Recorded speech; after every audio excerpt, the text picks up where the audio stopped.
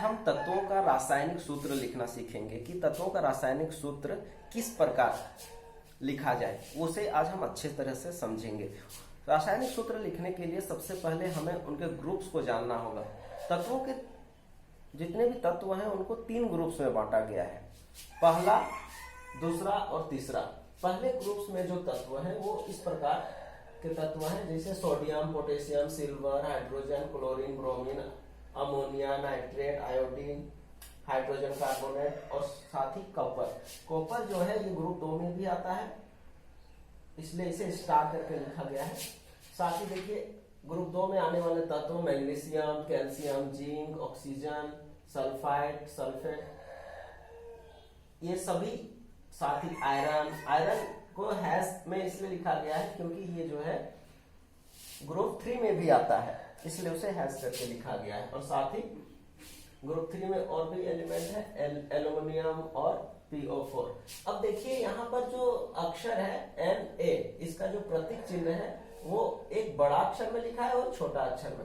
इसका कारण यह है कि यूपेक के नियम के अनुसार पहला अक्षर कैपिटल लेटर में होना चाहिए और दूसरा अक्षर स्मॉल लेटर में। जैसे देखिए Mg को देख सकते हैं, पहला अक्षर ये कैपिटल है तो ये फिर स्मॉल। Zn, जिंक को देख सकते हैं, तो इस प्रकार हम इसे समझ सकते हैं। अब प्रतीक समझ जाने के बाद हम ये समझते हैं कि जो ग्रुप्स हैं उन ग्रुप्स को बांटने का आधार क्या है। उनका आधार है जैसे संयोजी इलेक्ट्रॉन। बाह्यतम कक्षा में कितने इलेक्ट्रॉन हैं धातुओं के, ये जितने भी यहाँ पर हम टिक मारे हैं ये सभी धातु हैं जो अधातुओं के साथ क्रिया करके एक तत्व बनाते हैं। जैसा कि हम लोग यहाँ पर देख सकते हैं, इसका परमाणु संख्या 11 होता है। ये है हमारा Na का मतलब सोडियम का 11 होता है परमाणु संख्या। तो इसको अगर हम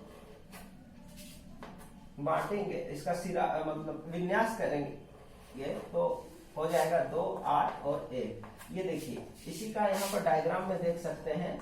पहला कक्षा में 2 इलेक्ट्रॉन, दूसरे कक्षा में 8 इलेक्ट्रॉन, तो सबसे बाह्यतम कक्षा में 1 इलेक्ट्रॉन है। तो ये जो इलेक्ट्रॉन है ये क्या करेगा, आने वाले तत्वों के साथ वो जुड़ने का कोशिश करेगा। अब चलिए रासायनिक सूत्र लिखना सीखते हैं। देखिए एल्युमिनियम क्लोराइड, इसका अगर हम रासायनिक सूत्र लिखें तो इसका सबसे पहले प्रतीक चिन्ह देखेंगे कि इसका प्रतीक चिन्ह, एल्युमिनियम का प्रतीक चिन्ह Al है तो Al लिखेंगे। साथ ही क्लोराइड, क्लोरीन का प्रतीक चिन्ह अगर देखें हम लोग तो क्लोरीन का प्रतीक चिन्ह यहाँ पर आपको दिख जाएगा Cl, तो ये रहेगा Cl।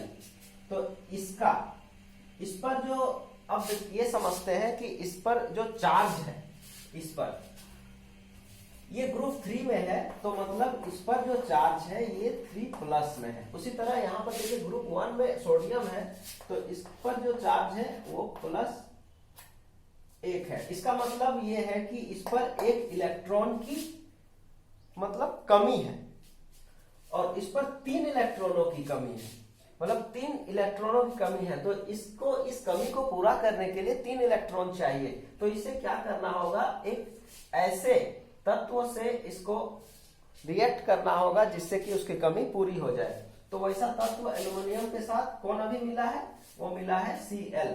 तो Cl ग्रुप 1 में आता है, ग्रुप 1 में आता है तो ग्रुप 1 में ये 1 माइनस लिए हुए, तो ये जब इसके साथ रिएक्ट करेगा, जुड़ेगा, तो इस पर क्या हो जाएगा, ये पूरा न्यूट्रल कर देगा, ये इसको न्यूट्रल, तो न्यूट्रल कर देगा। तो इस पर देखिए यहां पर लिख सकते हैं चार्ज, इस पर चार्ज कितना है 3 और इस पर है 1।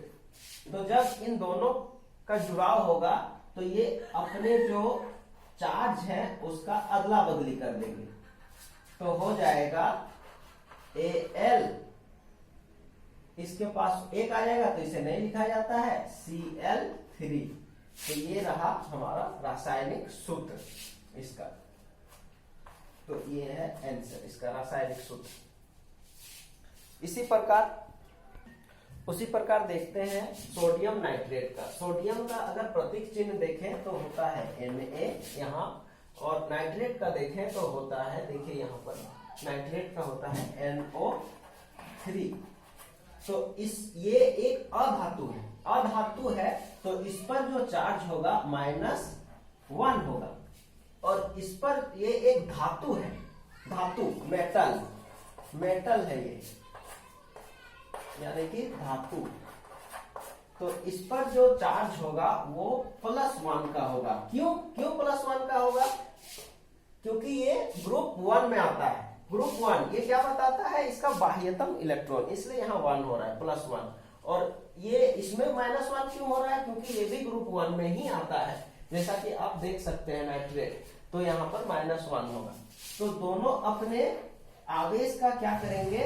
अदला बदली करेंगे, तो हो जाएगा, दोनों में 1 ही है, तो ये दोनों आपस में दोनों एक साथ जुड़ के एक दूसरे को उदासीन कर देंगे, यानी कि न्यूट्रल। तो इनका जो सूत्र हो जाएगा NaNO3, तो सोडियम नाइट्रेट, हमें यही प्राप्त करना है। तो इस प्रकार आप सूत्र लिख सकते हैं।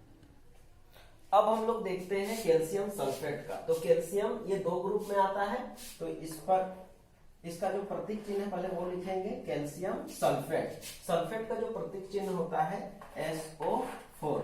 तो ये भी 2 ग्रुप में आता है और ये भी 2 ग्रुप में आता है। अगर हम इसे लिखना चाहें तो हम इसका इस तरह लिखाएगा, अगर इसे लिखेंगे तो इसका ये जो 2 है ये इसके पास चला जाएगा और इसका 2 इसके पास, तो ये इस तरह लिखाएगा SO4 का होल 2। तो यहां पर इस प्रकार नहीं लिखा जाता है। अगर समान ग्रुप हो, मतलब आवेश समान हो, तो इन्हें नहीं लिखा जाता है। तो हमारा जो सूत्र होगा वो हो जाएगा CaSO4। अमोनियम सल्फेट का निकालेंगे तो देखिए अमोनियम सल्फेट का रासायनिक सूत्र किस प्रकार होगा? अमोनियम सल्फेट, तो ये अमोनिया जो है ये आता है ग्रुप 1 में, तो यहाँ पर इस पर आवेश 1 का होगा, और ये आता है ग्रुप 2 में, तो इस पर 2 का आवेश होगा। तो जब इस प्रकार होगा तो ये दोनों अपने आवेशों को अदला बदली करेंगे और उदासीन हो जाएंगे। तो इनका रासायनिक सूत्र जो निकलेगा ये देखिए, तो यहाँ पर हो जाएगा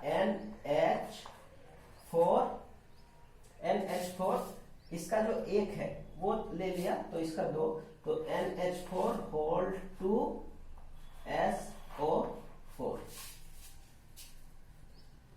अब अगर आयरन ऑक्साइड का देखें तो देखिए आयरन ये एक धातु है, इसलिए इस पर जो आवेश होगा आयरन का, तो ये ग्रुप 3 का आयरन है जो इससे रिएक्ट करेगा। तो Fe पर +3 आवेश है। +3 क्यों? क्योंकि ये धातु है, और इस पर -2 का आवेश है। क्यों? क्योंकि ये अधातु है। तो ये अपने आवेशों का अदला बदली करेंगे और न्यूट्रल हो जाएंगे, उदासीन। तो इनका जो सूत्र निकलेगा Fe2O3, तो इसी को हम लोग बोलते हैं आयरन ऑक्साइड। तो इस प्रकार आप किसी भी तत्व का रासायनिक सूत्र निकाल सकते हैं। धन्यवाद।